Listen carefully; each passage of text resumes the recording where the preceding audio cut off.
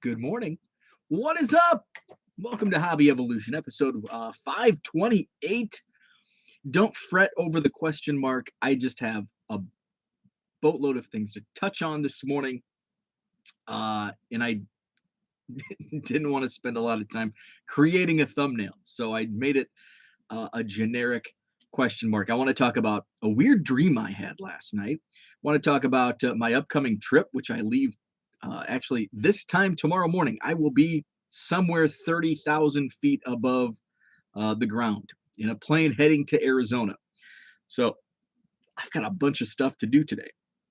We'll talk about college basketball. The brackets are busted. Holy cow! Did we see some movement in our bracket challenge? So we'll talk about that, and then an amazing app that my buddy Zach, who may be here, sent me a text yesterday morning. It was featured Center Stage app. It was featured on Sports Card Live Saturday night with Jeremy Lee. I watch every week.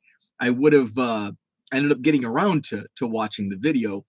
So Zach turned me on to it yesterday morning, and then yesterday afternoon, as I was shipping, I flipped on the show and downloaded the app. And then before I wanted to comment or tweet or anything, I wanted to put it into practice, and I did, and it's flipping amazing. So I just want to share there's positives and there's negatives to it, and I think there was some dialogue back and forth on Twitter yesterday afternoon about some of those. So we'll touch on that today. Jenny, what's up? Happy Monday. It's a business trip. I can't say it's a vacation because I'm gonna be working, but I sell baseball cards. Like, my job is selling baseball cards, so I'll be going to a card show. I'll be looking for inventory. I'll be creating content while I'm at spring training for my YouTube channel, which now with ads and my 1,000 subscribers, thank you so much. I get ads. So business trip. What's up, Zach? Good morning. Mark Hoyle, what's up? Johnny Boy Cards, good morning. So yes, Herman's with us. Good morning. So I am a little late this morning, just a case of the Mondays. I woke up at like 5, maybe 4. That was from the dream that I'll just go into that. And then my alarm, usually I set my alarm for either 5:30 or 6. And since I was up, I'm just gonna, and I'll in the middle of the night, I'll flip between alarms. Okay, I'm gonna sleep until this time or wake up early or whatever, or turn it off and just get up. So I'm gonna sleep until the 6 o'clock alarm. 6 o'clock alarm goes off and I'm tired. Okay, we're gonna do the 6:30 is the last exit, the last exit alarm. So set it to 6:30. Goes off, turn it off. So now I'm checking Twitter, my email, and I look, it's oh crap, it's 6:40. I got to get out of bed and get going. So here I am 20 minutes late. So I had a weird dream. I woke up in the middle of the night. This means this is a sign that you've been working with baseball cards and watching college basketball, because that's all I've been doing. My wife even mentioned yesterday during the Badgers game, which sucked. She was, what are you going to do next week? And I said, what do you mean? She goes, you're going to be in Arizona and you're not going to be able to watch basketball. I'm like, oh, I'll be able to watch basketball. Because basically how I run at spring training is I'm a morning and day guy. So I'll wake up early in the morning, go out to the minor league fields and practice, watch that, get autographs, do that thing.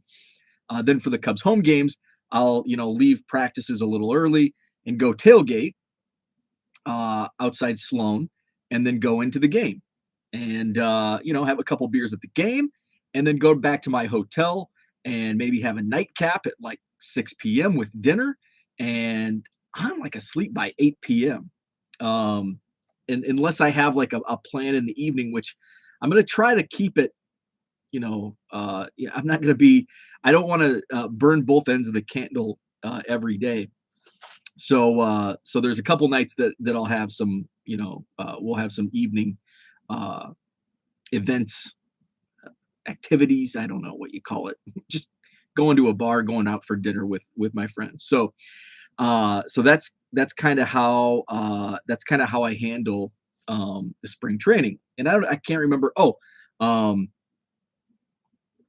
talking about basketball. So at night I will be like most of the time I'll be back at the hotel and I'll just watch games from my hotel. So uh, my dream college basketball. Like that's all I've been watching for the last 2 weeks, starting with the conference tournament games. Um, and in this week, um, watching the tournament. So uh, last night I had a dream, and I worked in college basketball for 3 years, and you're on kind of a strict timetable when it comes. Like I should share. I should dig out because I know I've kept them.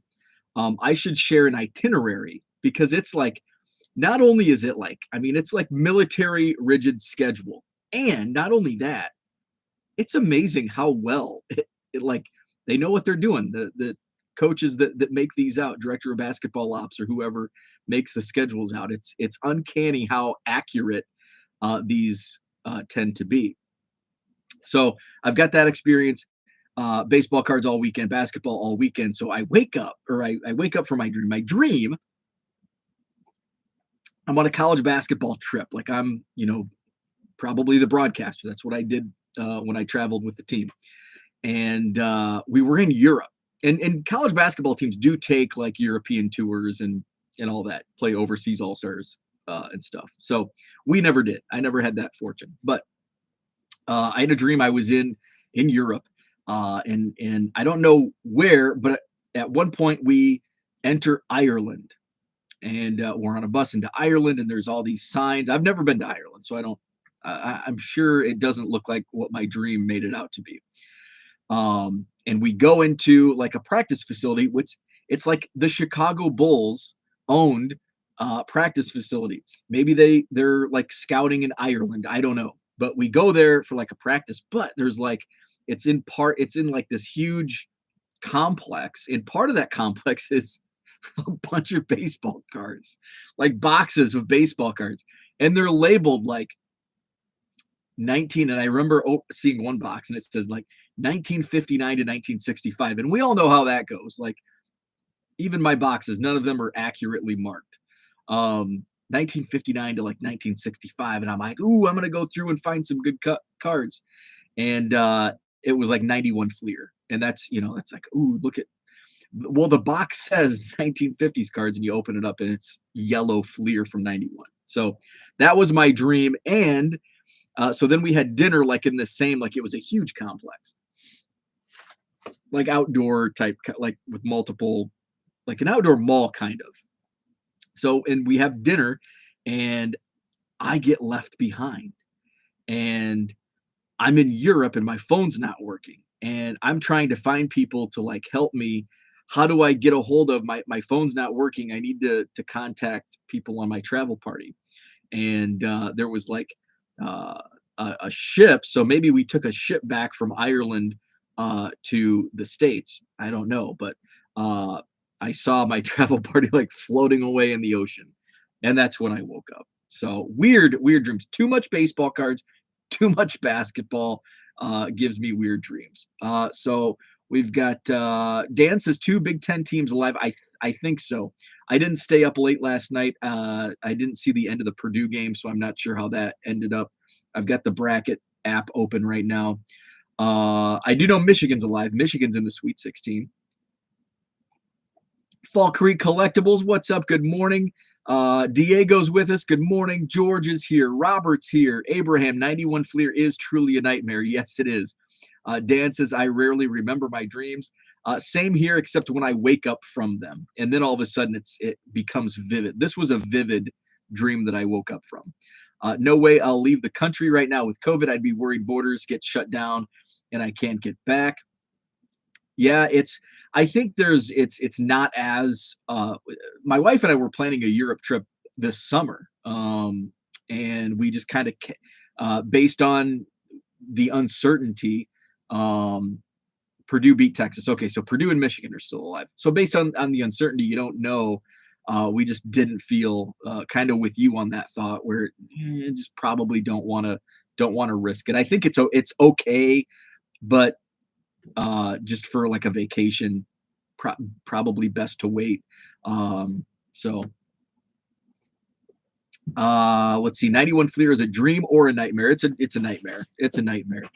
Um, so let's talk about college basketball. So Purdue wins. So the Big Ten, the three teams I was rooting for, are now all out. Iowa got eliminated in the first round. Boo. Illinois lost over the weekend. Boo. Wisconsin played like crap. Lost their point guard, and they weren't playing well to begin with. Even when before he was hurt, Chucky Hepburn. But then and it was an ugly. The ankle. Oh, and you could hear his. So what it reminded me of, Chucky Hepburn goes down with that ankle, and you could see like just on the side, and you could hear his like screams, his pain, audible, and it reminded me of my. I think it was my final. No, it was my second year at Western. We had one of the best players in our program's history. His name was Ciola Clark, and he tore his ACL. And he actually, looking at the film, it appeared that the injury occurred on a defensive possession, and it like you could tell something happened. Like you could tell he got hurt. But when he made his first cut on offense, that's when it like tore completely. And the gym, the arena, 6,000, 7,000 people, completely silent. The only thing you could hear was Ciola just screaming in pain. And it was his last year. And it was, yeah, it's awful. Just, I can hear it in my head right now. So when Chucky went down yesterday with that injury, it brought back those memories, and you hate to see that happen. So yes, Wisconsin did lose to Iowa State, an 11 seed, who's, I mean, they played decent defense. Defense was, well, I think it was like a 53-45 game or whatever. So obviously defense was king in that game. Both teams sucked on offense. I mean, the Badgers couldn't. They hit like they were 22 for 22 or something from three. Like they couldn't hit a shot to save their lives. It was ugly. They were turning the ball over. Terrible game. So yeah, Jenny, I think Jenny, you were in what, third place at one time? Jenny, you dropped all the way down to 24th. So you are second from last. And that's the crazy thing about brackets. You could be doing really well in the first round, and then all of a sudden the second round games really can, because you get 1 point for first round games, 2 points for second round games, and then I think it's 4, 8, 16, 32. So the further out you get, the more points you receive for correctly guessing. So Cole, who was cruising through the first round, like he had a big lead, he dropped after the second round from first all the way down to 10th. And I think on Sunday he was in second or third. So Sam is still in first place. John, that 70s card show, second place in a tie with David. And Abraham and Bob, straight execution, are tied for fourth. So Sam, John, David, and Abraham all have Gonzaga winning. Bob has Kansas winning. So basically, if Kansas win, and Bob, I think, Matthew B has Kansas. So let's see, Matthew has. So Bob, if Kansas wins, I think Bob's going to win the bracket. If Gonzaga wins, and certain things have to happen to get your points, but Abraham has the most possible points if Gonzaga wins, followed by John, Sam, and David. Let's see. And who else do we have? Dan, DR. He's tied for fourth with Matthew S. and Jeremy. Dan has Duke winning. Duke did win. I was rooting for Duke, and Coach K in his final year played Michigan State. Matthew's got Gonzaga winning. Jeremy's got Arizona winning. And let's see. The thing with Arizona, though, Jeremy's in a tie for fourth, but he's only got a possible 132 points. Josh and Tom, who are in a tie for 13th, have Arizona winning, but they have a max. They have a potential to score 148 and 144. Let's see. Brian has Texas Tech, who won yesterday. So he's also with Josh and Tom in 13th. Herman, you're in 17th with Kentucky, along with Scott. So not too many more points on the board for you guys. I moved up. I was in dead last on Saturday morning after the first round. Yeah, after the first round, I was in dead last in 25th place, and I moved up into a tie of 18th with Jason, and we both have Gonzaga. Let's see. We've got Ed is in a tie for 20th. He's got Kentucky. Jenny, you're in 24th. And Nick was in last place after the first round. He made kind of a surge over the weekend, but then he fell yesterday, and he's in dead last. But he does have, and he has Auburn winning, and Auburn lost last night. So I was going to say, if Auburn could win, we got Diego. Where's Diego? Diego's got Villanova winning. Only a couple guys have Villanova winning. I think Brian and Diego. So there we go. Sam is in charge, first place, but John is right behind in second, along with David, and then Abraham, Bob, Dan, Matthew, Jeremy, all in fourth. So that's the bracket update. Bragging rights challenge. Let's go to the chat. Let's see. Korea has actually removed all quarantine for fully vaxxed travelers, even though they are hitting 500,000 cases a day. Holy cow. That is a lot of cases. That is not good. Well, if Wisconsin lost, there went my bracket. And I love it. Should actually get a chance to finally see family after 3 years. Hopefully you can make it out. Get back to the States. DR says, my wife just tested positive this morning. I'll take any thoughts and prayers. I'm so done with COVID. That sucks. Hopefully it's just a super mild case and recovers quickly. Jenny, George, I'm glad to hear you can finally see your family. Dan says, so Michigan and Purdue are alive, and Illinois, Michigan State, Iowa, Ohio State, Wisconsin, Indiana lost. Yes, and Rutgers. But really, let's see. So Illinois was a 4-5 matchup.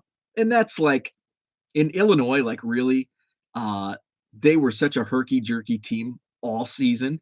I'm not surprised. Like, that's not, Illinois getting upset is not like a bad look. Because they lost it was a 4-5. Illinois was a 4 seed. Houston was a 5. I don't call that a scratch. Michigan State, they won the game they were supposed to win. They lost the game they were supposed to lose. As you know, in terms of seeds, they lost to Duke. So, that's a pass. Iowa, on the other hand, they played in the 5-12. They were a 5 seed. They were a sexy pick for a Final Four, even as a 5 seed. But they lost to a 12 in Richmond. That was a bad loss. Ohio State, I think they lost. Did they lose as a game they were? I think they lost a game they were supposed to lose, seed wise. Let's take a look at the bracket. Where's Ohio State at? So Michigan State was a 7 and lost. Indiana was a play-in game, in a 12, and then they lost to St. Mary's, a 5. So so that's a scratch. So that's not an upset. They lost a game they were supposed to lose. Purdue's still alive, and they should be, as a 3 seed. Let's see. Where else are we at? Illinois, we talked about. Michigan, there's another. So that they weren't supposed to win the first game based on seeds. They're an 11. They beat a 6 and a 3.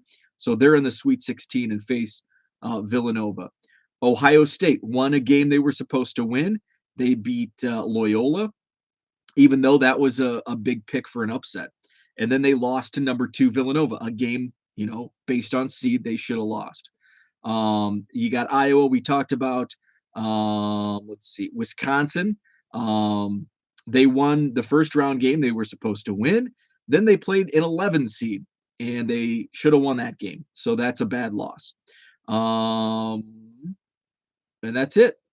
So yeah, so you know, overall, like two teams in the Sweet 16, it's probably, you know, based on seed, yeah, there should have been what, four, three or four in the Sweet 16. There's two, so it's that's kind of everybody see the nine teams get in, but only two make it to the Sweet 16. But you got to figure, look at how many low seeds there were that shouldn't, based on seeds, shouldn't be in the top 16. That's okay. I'm in 24th place. At least I'm not a Cardinals fan. There you go. There you go. Will be some point in the summer. Have to wait to find out my potential work schedule. If Villanova can pull it off, I could have the most points. Absolutely. If your bracket goes the right way.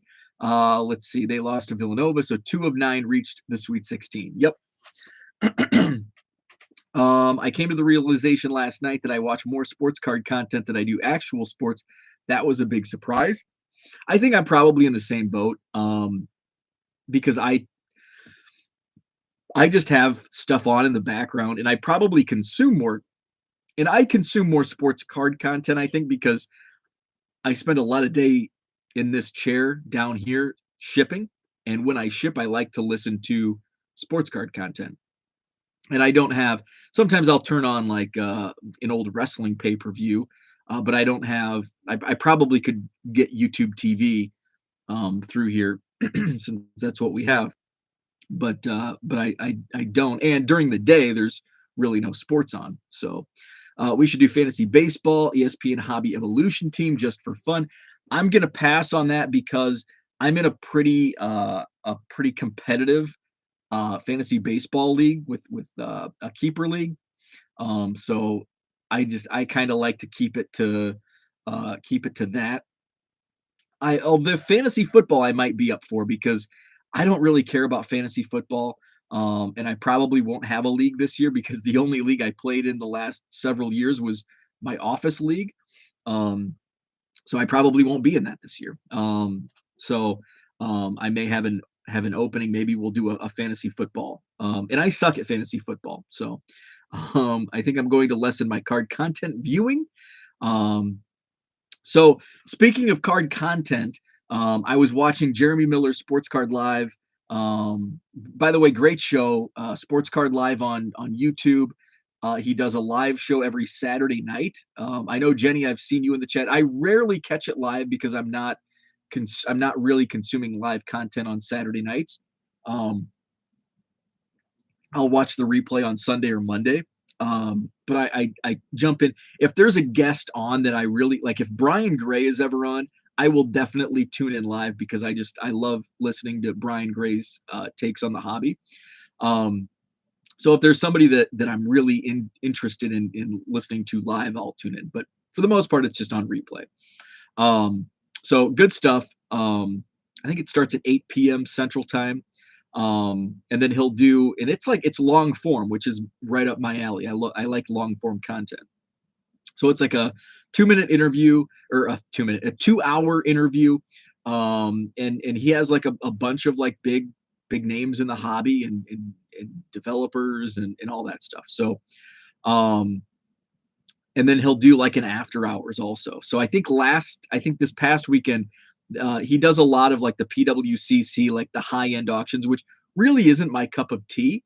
But I do enjoy kind of learning about it because it's not what I do. It's not my niche, but it does. I've actually learned a lot of watching his content about like 90s basketball inserts, like the Duncan Go Nuts. Like I would have no idea. I would have probably I pulled a Duncan Go Nuts. It's probably a $30-$40 card, Robert Trailer, out of the Goodwill box. And had I not watched any of Jeremy Lee's stuff, I probably would have just sleeved it up in a 25-cent box and like, oh, it's a Milwaukee Bucks card. Here in Madison, people will buy it for a quarter. And it's, significantly more than 25 cents. So he had this weekend, name was John, and he is the developer for Center Stage. It's an app that you can run comps, and it uses AI So all you have to do, you don't even have to click a button on your phone outside of opening the app, and it uses your camera. And I wish I could take video. You know what? Maybe I think I can. I think let me move my camera around and I'll show this off. So I'm just going to get into the app here. Actually, I'm not. I'm just gonna do this. Okay, so let's pull. Let's pull something. Okay, here I got a Griffey Bowman rookie out of the box from I think Paul from this weekend. So this is going to be the center stage app. I'm going to move my camera. So bear with the Blair Witch Project um, camera film. Okay, let's do that. Okay, so I'm gonna run this 89 Bowman Ken Griffey Jr. rookie through the center stage app. So there you can see here's center stage on my phone. We'll click on that, and it immediately brings up the camera. So isn't this funky? A camera to a camera. So let's see. Okay. Let's do this again because I'm gonna have to hold the camera. So this is how it brings up, and it didn't even take the whole. So you just take the picture. I'm not even clicking anything, and there you go. It brings it up. 89 Bowman Ken Griffey Jr. $6, and then it shows the recent transactions. Looks like they're all on eBay, but he actually uses other forms as well. So March 17th was 4 days ago, and you can click on it, and it shows the Bowman rookie sold for $6 plus $1 shipping, and it looks like that was a buy it now. Let's see, where do I? Okay, so let's see, $6 was the last. Let's go to March 12th. That was a $10 sale. Let's see that. So, it was a best offer. So it was listed for 12, and the buyer took a $10 offer. Now March 3rd, why was it 325? Was it a reprint or something? Let's check it out. Let's go here. 89 Bowman. Guess what? It was an auction. This is why this is why I don't like eBay auctions. You saw the last two comps were $10 and $7, but this $3.25 at auction. That is why I don't like auctions. So you have your latest comps, $6 and $10. I don't know if you can see. It looks kind of blurry on my screen, but that's the center stage app, and it's just that easy. There you go. Boom. Don't even have to click the button. Apologies for the. Okay, there we go. So there are some glitches. There are some glitches with the app. I noticed on some of the more like rare early 2000s parallels serial numbers. It was bringing up some wacky cards, and I think that's because there's just not enough data. So the more data, the more sales there are, the better it becomes. It learns more and more as you go. Also, if you take a quick picture and it brings up the wrong card, try it again. And I learned that sometimes it's with angles. It'll catch an angle and it brings up a different card. So give it a chance. Give it a couple different tries, and usually base cards work the best. Like your 89 Bowman Ken Griffey Jr.'s. The picture I tweeted out was Shohei Ohtani, an image variation from this year's Heritage. How big is their database? It's really big. How far back do they go as far as that as far as years of cards, or are you asking about how far does their sales data go? I think their sales data goes back a few years. There is, and another glitch I did learn, and Zach mentioned this, we were texting back and forth about this, where some of his comps were like old and not newer comps. I did notice on one card I ran last night where there was only like one comp, and it was from 2 months ago, but there was a comp in between. But there was, you saw the Ken Griffey Jr. comps. They were, the last few were within the last couple weeks. The Otani image variation, there were comps from, the same day. So it's as up to date as like today. So um, as far as how back they go with sales data, I'm not sure. I think he did. I think John from Center Stage mentioned that on the show with Jeremy on Sports Cards Live. I know it goes back at least a couple years, at least 3 years. I think I heard 2018 mentioned. It may go back further. Of course, the further back you go, the less accurate the comps will be. Ken says, not 100% sure we will have a show tonight. Water heater failed over the weekend and may have people here today. Not sure what times. Sounds good. Keep us posted. Herman did tweet last night that he's going to talk. So is it, will it be a Herman show or will it be just a no show? Let's see. So let's go back up to some other comments. Jenny says, I've been watching lots of Triple Crown's older videos this weekend. Really good stuff. Yeah, I watched after he had me on last week. I watched some of his other sports card psychology videos. Those were pretty cool. You don't have to worry about watching mine, Diego, so I'm helping you out. I'm done with card videos for a while. Let's see. Dan's talking about Purdue and Michigan. I saw them pitching this app a few months ago on Burbank. Yeah, they were, and he mentioned that on Jeremy's show that they just happened to go into Burbank to talk with Rob from Burbank, and their videographer for the card shop just happened to be there at the same time. And they're like, "Hey, this will be good content." Let's see. This app creator you should talk with about your QR. This is even better than the QR. Although, that's a good point. They could create QR codes to slap on the cards themselves that directs it right back to their app. So that is a good idea. I like that. Let's see. Ken says, "Oh, maybe he will still go live." Sorry, Bo. Who are you most hoping to get an auto of this week? That's tough. I'm more into quantity. There's really no target. I'd love to get Sia Suzuki, the new Cub, the new signee. I'd love to get him on a baseball. So I guess he would be who I most want to get an autograph of. Now I ripped some Heritage yesterday. I bought my hobby box of Heritage, which I did really well. I pulled a Vidal Brujan auto, which autos only fall like one every 4 boxes, 5 boxes in Heritage. So I was happy to pull an auto. And I pulled that Otani image variation, which already sold. I did pull a Wander base, which sold in like 10 minutes on eBay. And then the Cubs were the big hits. The Patrick Wisdom is an awesome card because he's got the stash.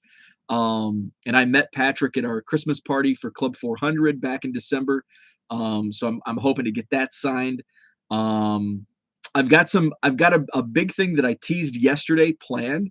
It's not autograph related, but it's card related, which I'll share. Hopefully it comes. And I mentioned yesterday, I'm not going to share or give any hints on what it is.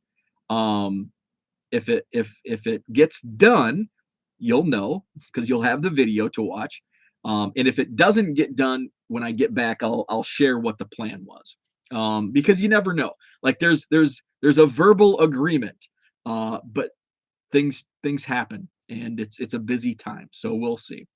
So I'm into quantity. But yeah, Sia Suzuki on a baseball, Patrick Wisdom on the Heritage card. And then there's I created some custom cards that I had shipped out to the hotel. I had to call out there. I'm like, hey, this is one of the, just do it and then ask for forgiveness later. Don't ask don't ask for permission, ask for forgiveness later. That's how I run my card show. When people ask me like, hey, can I hang this? John, who he has a consignment shop nearby in just outside of Madison, and he's got this really cool, and you may have saw a picture of my tweets or in the highlight video, the Madison card show. It's this big flag of a Jerry Rice rookie card. And he's like, hey, can I hang this? And I'm like, sure. But if it gets back to me and they tell me you can't, then You can't next month. It's like, sure, you can, but if I get in trouble, then I'll just ask for forgiveness. Um, so let's see. I can't remember what led to that comment. He's hoping for Lester on the Cardinals card. Boo. What are the teams the Cubs are playing that you'll see? So, and by the way, this is my last show until I get to Arizona, so I will kind of preview. So the first game I'll attend, so I'll fly in early tomorrow morning. I'll get there like, gosh, 10 a.m. I think local time. So my plan is to pick up my car at the airport and drive straight to the minor league complex. My buddy Crawley and my buddy Rich, takes great photos, and I've talked about Rich before. Um, Topps bought a couple of his Christian Hernandez photos to use on baseball cards in this year's products. Jordan Wicks, his picture of Jordan Wicks is on Onyx. Is it Onyx? Yes, Onyx extended version. So hang out with those guys. And then just kind of check into my hotel and just kind of take it easy because it's going to be a long day, long travel day. Wednesday will be my first game. I've got lawn seats, berm tickets. They play the Oakland A's at Sloan Park, the Cubs Park in Mesa. That's on Wednesday. Thursday, we've got a big group. There's, I think, 14 of us that are going to an away game against the Angels. And it's because John Maley is the hitting coach for the Angels. He was the hitting coach for the Cubs in 2016, the World Series team. And he comes out to Club 4. He's basically a member of Club 400. He comes out to Club 400 quite often. So he's become a friend. And so we've got seats, I think 6 rows behind the Angels dugout. And we're going to root on our friend, John Maley, the Angels hitting coach. Obviously, we're going to root on the Cubs, but John is a good friend. So we're going to root on John Maley. And then the rest of I looked at the schedule. I know they play the Royals at home on Sunday, so I'll be there. I'll be at all the Cubs home games plus the one away game. And then Saturday, I think it worked out where the Cubs are actually away on Saturday, so I don't feel guilty missing a game because I'll be at the Phoenix Card Show all day Saturday, which also works out because as I looked at the forecast this week, it's supposed to be the hottest day. It's going to be like 94 on Saturday. So hopefully it's not like the National this past summer where if you were there in Chicago at Rosemont, the first 2 days of the National was like uncomfortably hot, like unbearable, like not just hot, but like that indoor humidity hot with people all around. It was almost unbearable, very uncomfortable. So hopefully it's not like that next Saturday in Phoenix. And I also plan on at some point hitting up the card shop in Scottsdale. It was featured on the Card Life TV show. That's going to be something where it's going to be a kind of a day trip type of deal. So whatever day. Maybe next Monday because I think that's an off day for the away game for the Cubs. So that's kind of my itinerary. And I just kind of like I bought a ticket for my first game Wednesday. We have tickets for the group on Thursday, but the rest it's just kind of like I'm just gonna buy a ticket, which I like because sometimes especially me traveling by myself, there's single tickets that pop up like. When I had a friend get married in Carmel, California, 10, 12 years ago. And so I made kind of a mini vacation out of it. And I went I flew into San Jose. Like the first 2 days, I went into San Francisco, saw a bunch of sights, had fun, went down to Carmel, spent the weekend down there for the wedding. And then Sunday, I drove up to Oakland to watch an A's Twins game at Oakland, which the Coliseum is just a crap hole. But I had like first row tickets behind home plate for like $50 and I didn't know how good the seat was until I got to the ticket booth, the will call, picked up my ticket because I got it like the night before on like MLB.com, the Oakland A's site. And I get to the ticket booth and they're like, wow, this is a good seat. And I'm like, cool. And I'm walking down. I'm like, wow, this is like first row. So that's kind of the benefit to waiting last minute.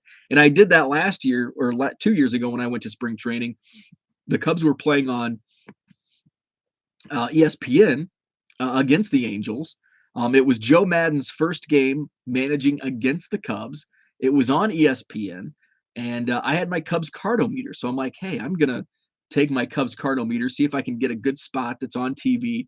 Got first row tickets behind home plate because there was just one ticket available, and most people go with at least a pair.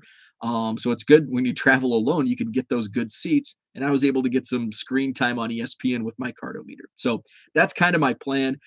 Usually I sit in the lawn because they're cheap tickets and I like to walk the stadium. I don't like to sit.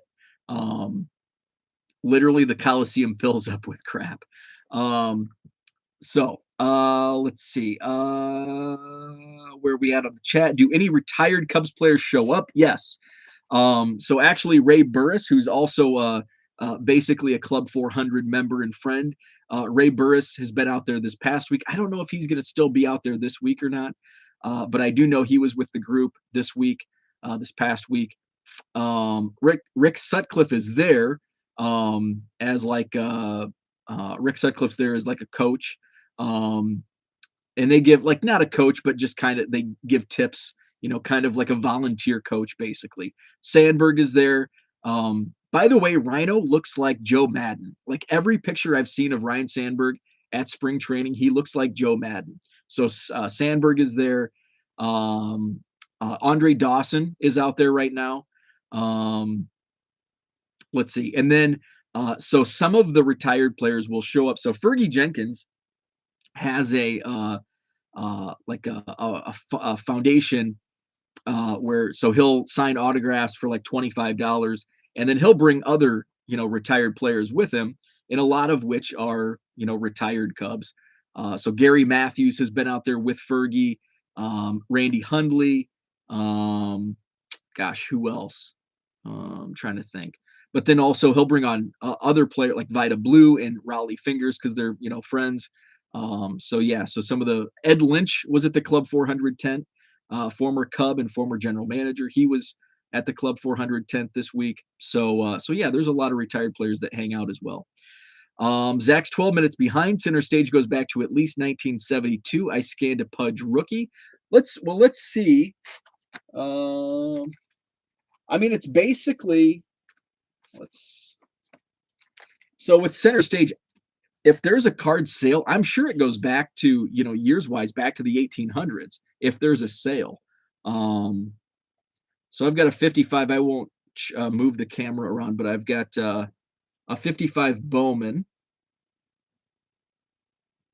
And so this is sometimes where it doesn't really work. So it showed up like a 2019 Leaf Lumber Kings, but I also didn't really get a good shot. So let's try it again. Okay, so it's not working. So maybe let's do this. Got it. So it does have 1955 Bowman. I took of Roger Bowman, Bowman, 1955 Bowman, Roger Bowman, raw card sales all over the place. $12 was the last sale, but then there were sales of $375, $316, $524. So yeah, so I think um, any card sale, you can go back to 1887 Old Judge. If there was a sale within the last few years, it should show up in the app. Ray Burris, also a former Brewer. Yes, he is. And he actually has some good stories about Gary Sheffield because he was in his post playing days right after his career. He was kind of a roving instructor, I think, for the Milwaukee Brewers. So he's shared some Gary Sheffield stories from when Gary Sheffield was coming up in the Brewers minor leagues, and Ray was just retired and a roving instructor for the Brewers. What's the card number on that 55? Is it a high number? It is. It's not a high number because it hasn't sold out of my eBay store. Card number 115, a Roger Bowman. Get it back in there. So yes, that's kind of the plan for spring training. Um, let's see. I think I touched on everything for the plans for the week. Um, so yeah, and I created a bunch of custom cards. So I'm looking forward to quantity is when my autographs, and they're all for my personal collection. So I'm taking a bunch of baseballs because signed baseballs are kind of like my secondary collection to Cubs cards.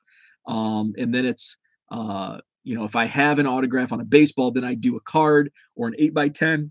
I didn't print any new 8x10s this year, but I've got some that I didn't get signed, excuse me, 2 years ago.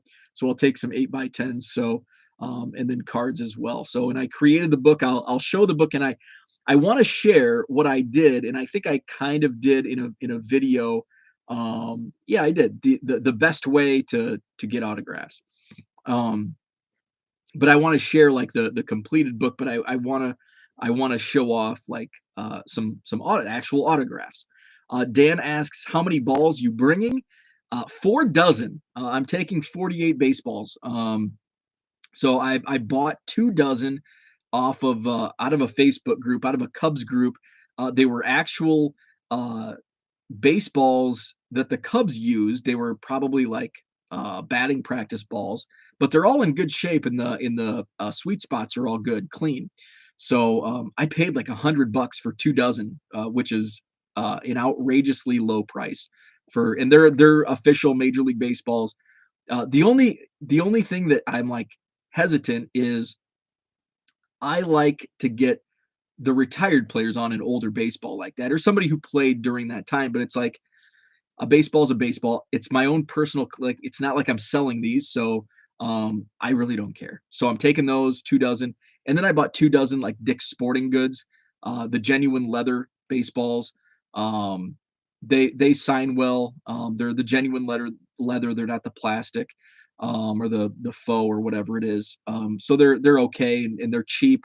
So I'll get like some of the the just the minor league guys that aren't prospects on those. So and I get like I'm not chase like most of my chase for autographs is not the major league players. Like most of it's spent at minor league camp because I like getting the guys that may fizzle out at double A, or the guys that may only play 1 year in pro ball, but they were a Cub for a year. So um I get like the David Bodie story. He was in his second year in low A when he was with the Kane County Cougars, or maybe South Bend Cubs. I think he played 1 year. It was Kane County, and then they switched to South Bend in his second year. And I, asked for his autograph, and he like went to sign it on the side panel. I'm like, oh, can you sign it on the sweet spot? And he like looks up at me, David Bodie, who's now a veteran major leaguer, but at the time he wasn't even a top 30 organizational prospect, and he never was. Like he just worked his way up through the system, got his chance, got the call, and then he did really well. Hit a walk-off grand slam on ESPN Sunday Night Baseball his rookie year. And he's like, "You want me on the sweet spot, really?" And he was like shocked that somebody would want his autograph on the sweet spot of a baseball. So those are the cool stories that it's like, and I always remembered that about David Bodie. And it's like, oh, David made it up to high A, and he's doing well at high A. And then the next year he's at double A. It's like, wow, he's still playing. He's at double A. And then he's made it up to triple A. And then it's all David Bodie gets called up. Well, that's really cool. We got a first round Cardinal that fizzled out at double A here in Korea. Oh, Ronnie Williams. I remember him from Bowman. Used to be a decent Bowman prospect. Absolutely. I remember Ronnie Williams Bowman cards. So that's the plan. Spring training. I'll be on a plane this time tomorrow morning. Can't wait. I will be providing content throughout the week. So Hobby Evolution, there will be at least a couple live videos in the morning. They'll be a little later, a couple hours later than normal since I'm 2 hours behind. So maybe 9:30 Central Time. I'll probably go on live Wednesday morning. Um, and then from there, it's just kind of a wait and see. I'll be providing some other content. I'll be putting out some videos of the various Cubs prospects. I'll probably do like kind of a walking tour video of the backfields, just to kind of give you a lay of the land.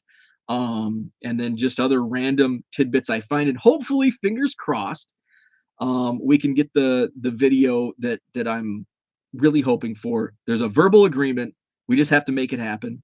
So if it happens, you'll watch it, and if it doesn't happen, I'll tell you what the plans were. So I won't leave you on a leave you hanging. So thanks for tuning in. Have a great Monday. Have a great Tuesday. We'll talk again Wednesday morning from Mesa, Arizona. But I plan on putting at least some type of video out Tuesday night um, from my first day at spring training. So have a great day, and we'll chat Wednesday.